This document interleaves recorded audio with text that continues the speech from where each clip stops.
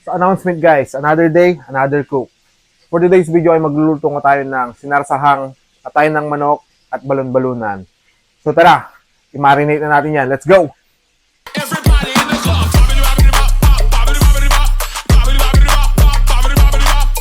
So mag-marinate muna tayo guys. So bumili nga ako ng 1 kilo dito ng balon-balunan.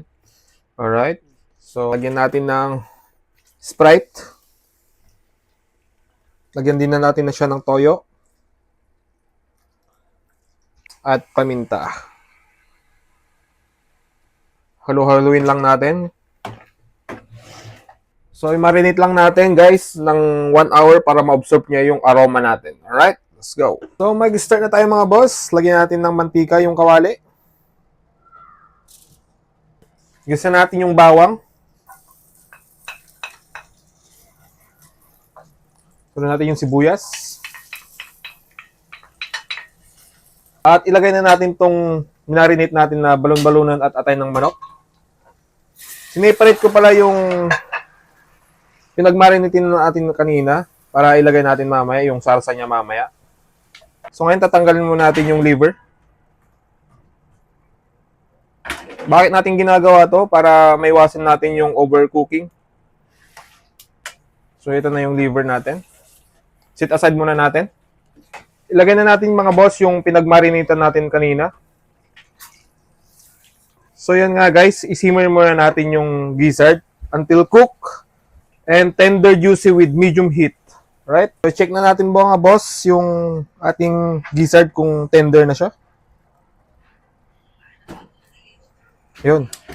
Okay na siya. Then, lagay na natin tong liver na sineperate natin kanina. So maglagay na tayo ng tomato sauce mga boss.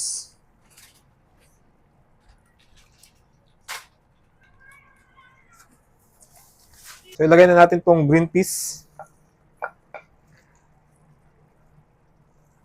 Tsaka yung bell pepper.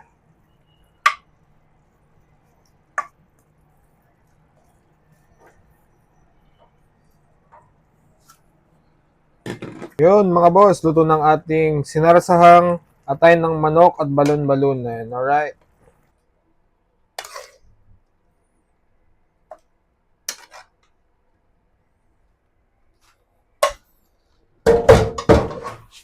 Sprinkle onion.